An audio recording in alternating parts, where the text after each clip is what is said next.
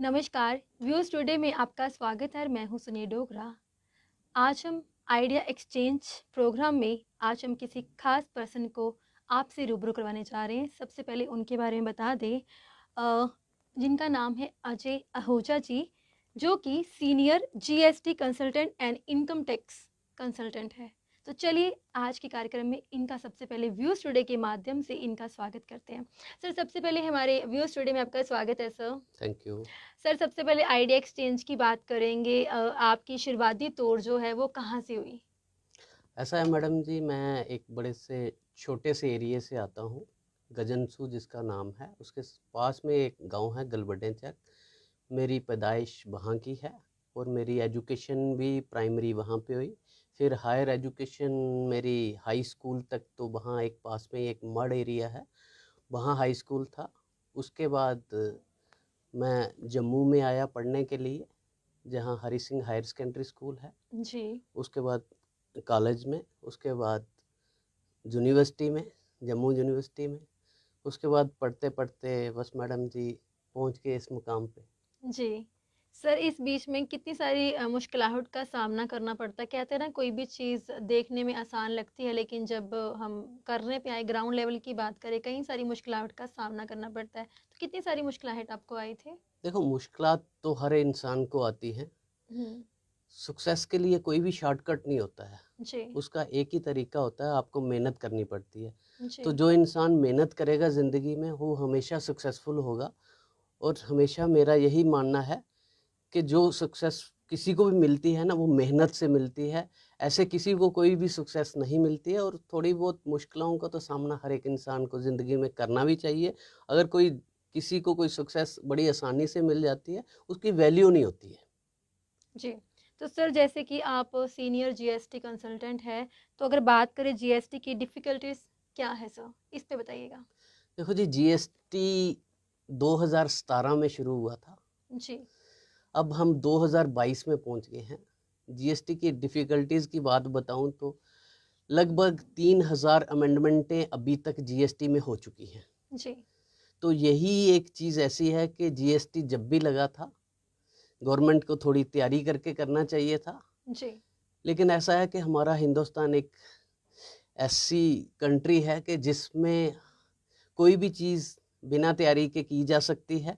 जी। और हम लोगों का कल्चर भी वैसा है, जब तक हम लोगों को कोई प्रेशर ना हो तो हम लोग काम भी नहीं करते हैं। जी। सो जीएसटी लगा, अच्छा हुआ। कंट्री में काफ़ी चीज़ें उससे सुधरी हैं। इन्वेस्टमेंट बाहर से आ रही है, कंट्री में बिजनेस करना आसान हो गया। और जैसे हम लोग दिन प्रतिदिन सोचते हैं यहाँ डेवलपमेंट नहीं हो रही, यहाँ नहीं हो रही, जी। वो सरकार की भी कुछ ना मजबूरियाँ होती हैं, क्योंकि इतना इंफ्रास्ट्रक्चर बनाने के लिए पैसा चाहिए होता है। जी। जब से जीएसटी लगा है, आपने देखा हुँ। होगा आपके आसपास की जो भी डेवलपमेंट है वो बड़ी तेज़ी से हो रही है। हम लोगों को जीएसटी को हॉनर करना चाहिए, ताकि हम लोगों को आगे जाके जो हमारी डेवलपमेंट है ये रुके ना। हुँ। हमें ईमानदारी से जीएसटी का टैक्स देना चाहिए। जो भी टैक्स बनता हो ईमानदारी से देना चाहिए, जो भी उसके कंप्लाइंस है वो ईमानदारी से करने चाहिए।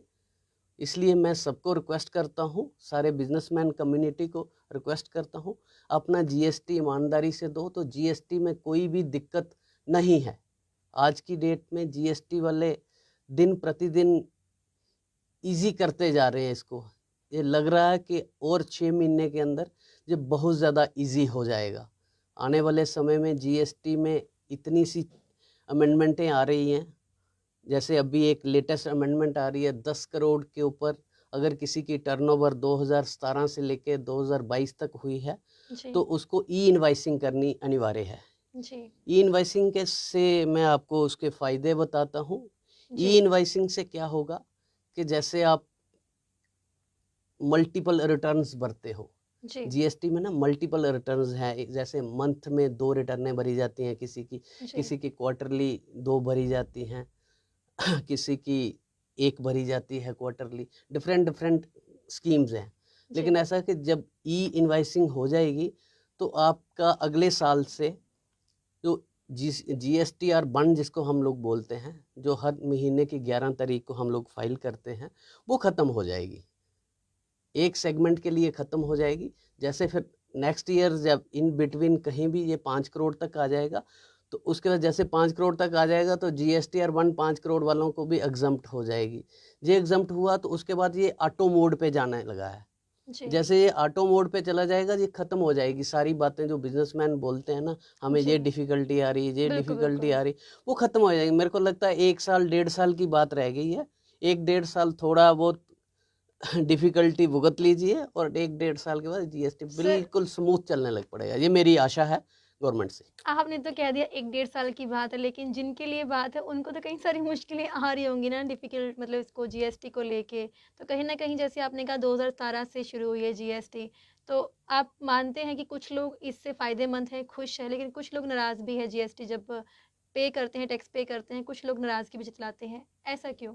देखो ऐसा है कि कोई भी जब रेजीम चेंज होता है ना कुछ तो डिफिकल्टीज आती ही है। अगर हम लोग एक परिवार है ना, एक परिवार के अंदर एक सदस्य ऐड हो जाता है ना, किसी बेटे की शादी हो जाती है, जब बेटी जी, की शादी हो जाती है, एक घर से बेटी कम हो गई, उस घर में बेटी बढ़ गई, तो वहाँ भी एडजस्टमेंट करने में ना दिक्कत आती है। तो ये इतना बड़ा रजीम है जो पूरी कंट्री में लागू हुआ, थोड़ी बहुत दिक्कतों का सामना तो हमें खुशी से करना चाहिए, लेकिन आने वाला समय हर बिजनेसमैन के लिए अच्छा है।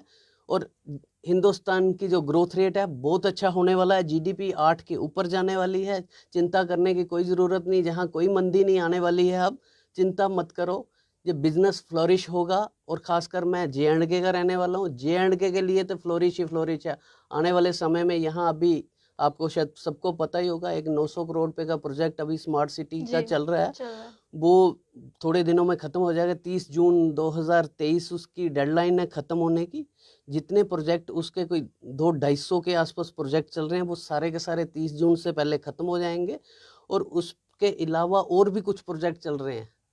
जम्मू में एक बहुत बड़ा मंदिर बन रहा है, तिरुपति बालाजी की तर्ज जी, पे एक मंदिर बन रहा है, और छोटे बड़े डेस्टिनेशंस बन रही हैं, टूरिस्ट डेस्टिनेशन बन रही हैं, विलेज टूरिस्ट डेस्टिनेशंस बन रही हैं। पतनी जी, टाप को अच्छी तरह से डेवलप किया जा रहा है, भद्रवाह को किया जा रहा है, श्रीनगर को किया जा रहा है, बनी बसोली को किया जा रहा है। यहाँ अपॉर्चुनिटीज आने ही वाली हैं। हाँ, बाहर से 10,000 15,000 करोड़ रुपए की इन्वेस्टमेंट दुबई से आ गई है, जहाँ यहाँ अब अच्छे दिन आ गए हैं। आप चिंता मत कीजिए, बिजनेसमैन कम्युनिटी को मैं यही बोलता हूँ, अच्छे दिन अब आ गए हैं। सिर्फ थोड़े दिन की बात है, अभी चिंता खत्म हो गई समझो JNK के लिए, एटलीस्ट जहाँ मंदी वगैरह सब खत्म हो जाएगी।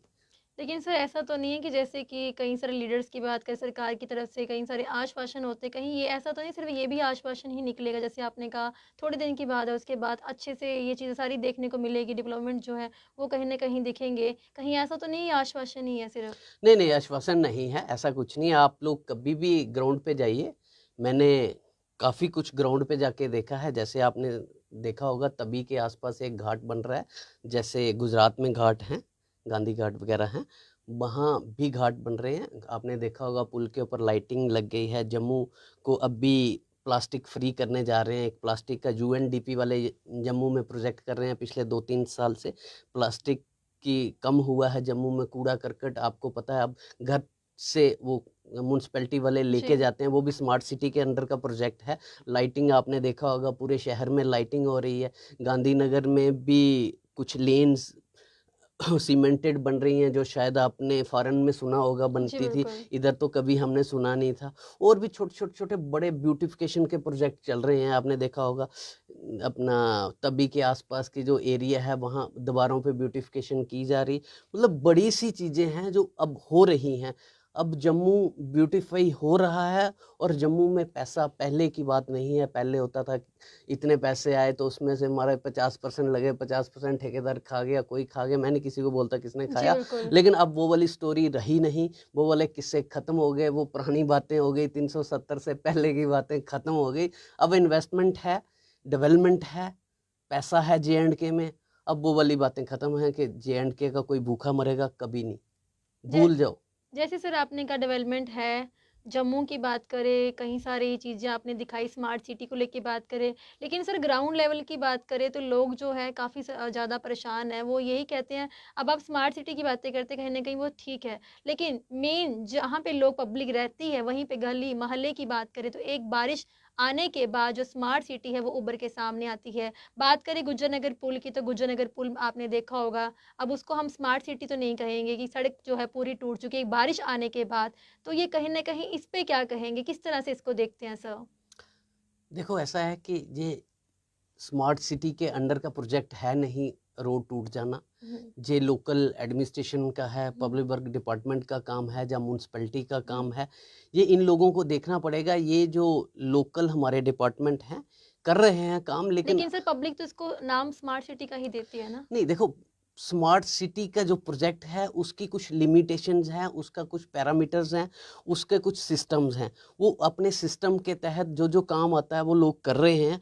लेकिन ऐसा है कि इनके साथ उनकी कोलैबोरेशन भी है। मैं ये नहीं बोलूँगा उनके साथ उनकी कोलैबोरेशन नहीं है। हुँ, म्यूनसिपैलिटी के साथ है, जेडीए वालों के साथ है, ट्रैफिक पुलिस वालों के साथ। अभी एक बता रहा हूँ, एक यहाँ ना शायद 700-800 कैमरेज लग रहे हैं जो ट्रैफिक को कंट्रोल करेंगे। ऑटो बिल्कुल। ऑटो मोड पे होगी सारी ट्रैफिक जी, चलानिंग वगैरह, जो हम लोग आए दिन कहते हैं ट्रैफिक वाले ने इधर चालान कर दिया, इधर कर दिया, गलत किया, ठीक किया, हम लोग करते ही रहते हैं। लेकिन वो चीज़ें आस्ता आस्ता हो रही हैं। अभी बात कर रहे हो आप रोड की, तो जी। रोड की ये चीज़ें देखो, ये बरसात का मौसम है। बरसात के मौसम में अगर रोड टूटी है, बड़ी पुरानी रोड वहाँ पे बनी हुई थी, तो जी। मेरे को लगता है अभी म्यूनसिपैलिटी इसके ऊपर ध्यान देगी। और मेरे को लगता है 10-15 दिन के बाद जैसे बरसात खत्म हो जाएगी, यहाँ जहाँ जहाँ ब्लैक टॉपिंग खराब हुई है, मेरे को उम्मीद है कि ये बड़ी जल्दी ठीक हो जाएगी।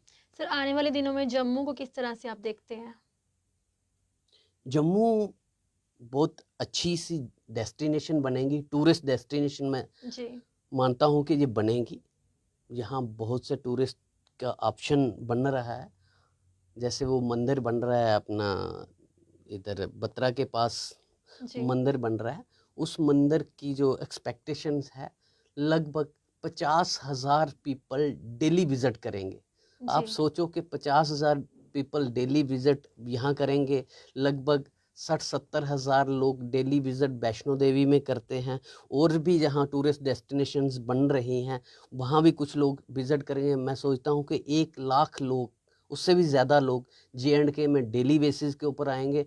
अगर आप सोचते हो कि अगर कोई इंसान 100 रुपया भी खर्चेगा, तो आप सोचो कि जम्मू प्रोविंस को कितने पैसे मिलेंगे उसमें। जम्मू प्रोविंस का बिजनेस कितना फ्लोरिश करेगा, जम्मू प्रोविंस की इंडस्ट्री कितनी फ्लोरिश करेगी। तो ये सारी चीज़ें हैं जो हमें तरक्की की तरफ ही लेके जा रही हैं। और हमारे गवर्नमेंट और हमारे गवर्नर साहब बहुत ज़्यादा इसमें मेहनत कर रहे हैं। अभी आपको बता दूं, एक विलेज टूरिज्म करके एक प्रोग्राम चल रहा है। जी, बिल्कुल। वो शायद आम अभी पब्लिसाइज नहीं हुआ है। अभी थोड़ी देर में लगता है पब्लिसिटी उसकी शुरू हो जाएगी। तो वो भी एक ऐसा ऑप्शन है जिसमें क्या होगा, हमें फॉरेनर टूरिस्ट मिलेंगे। जब फॉरेनर टूरिस्ट आना किसी भी स्टेट में शुरू हो जाए या किसी भी एरिया में शुरू हो जाए, तो आप सोच लो वहाँ डॉलर आने शुरू हो गए। जब डॉलर आने शुरू हो गए तो फिर गरीबी खत्म हो जाएगी J&K। मैं सोचता हूँ J&K की गरीबी अब खत्म ही खत्म है। ये लास्ट दिन चल रहे हैं। अगर कोई छोटी मोटी कोई गरीबी दिखती भी है हमें, तो यहाँ अब वो खत्म है। यानी कि कहने का भाव ये है कि जम्मू में हमें बहुत जल्द बदलाव जो है वो देखने को मिलेंगे।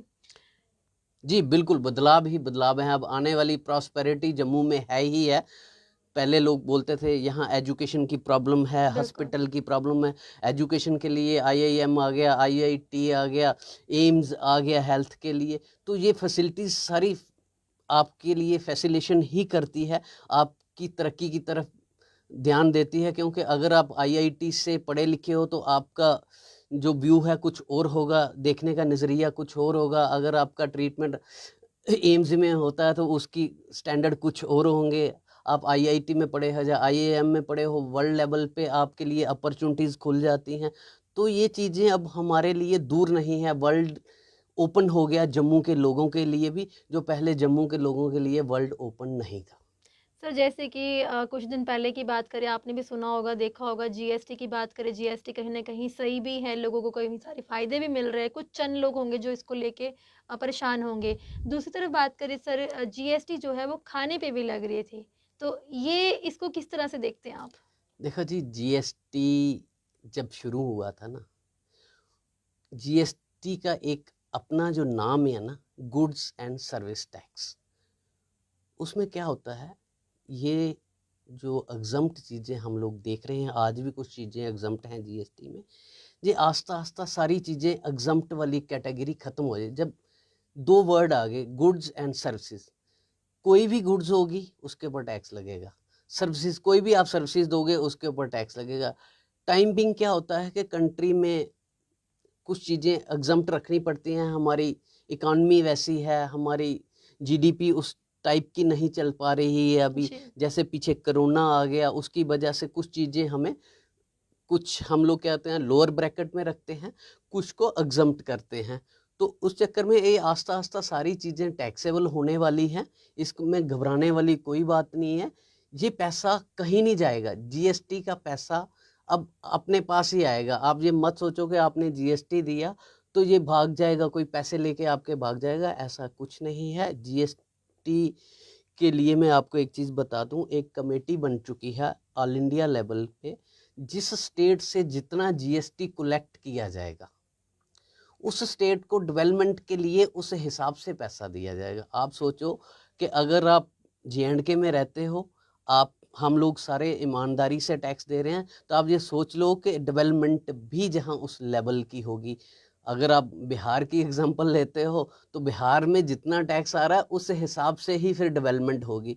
तो हम लोग तो, मैं तो अपने एरिया को देखता हूँ, अपने जम्मू एंड कश्मीर को देखता हूँ, मेरे एरिया में लोग ईमानदार हैं, बेईमानी नहीं है। आपने शायद पेपरों में भी पढ़ते होंगे, जीएसटी में बड़े बड़े घोटाले निकलते हैं, निकलते गुजरात में हैं, मध्य प्रदेश में हैं, महाराष्ट्र में, जे&के में कोई ऐसा आज तक बड़ा घोटाला नहीं निकला है। इसका मतलब यही है कि जे&के के लोग ईमानदार लोग हैं और अच्छे बिजनेसमैन हैं जे&के में। चलिए अजय जी, जो लोग व्यूज टुडे के माध्यम से आपको दुकानदार, बिजनेसमैन जो भी जीएसटी पे करते हैं, वो अगर आपको देख रहे हैं तो आप उनको हमारे चैनल के माध्यम से क्या कहना चाहते हैं?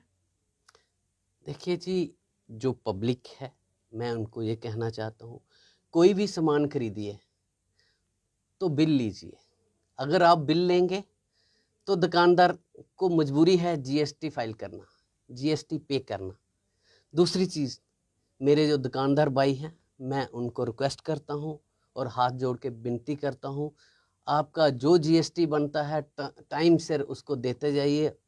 और मैं उम्मीद रखता हूँ गवर्नमेंट से भी कि उन दुकानदारों को कोई भी प्रॉब्लम नहीं होगी।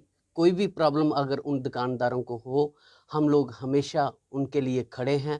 फेडरेशन ऑफ ऑल इंडिया व्यापार मंडल जे&के चैप्टर हमेशा हर दुकानदार की हेल्प करने के लिए तैयार है। कभी भी कोई प्रॉब्लम हो मेरे को कॉल कीजिए, हमारे चेयरमैन साहब श्री संजय बंसल जी को कॉल कीजिए, हमारी टीम है जम्मू में, पूरी टीम के किसी सदस्य को फ़ोन कीजिए। हम आपकी पूरी इज्जत करते हुए आपकी हर मदद करने के लिए तैयार रहेंगे।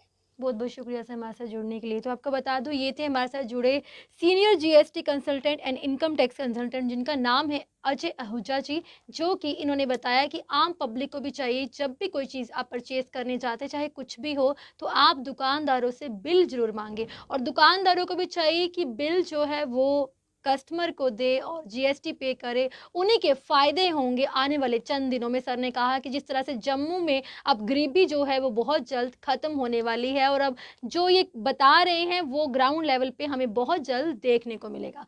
देखते रहेगा व्यूअर्स टुडे, सुनील डोगरा को दीजिए आज्ञा। नमस्कार।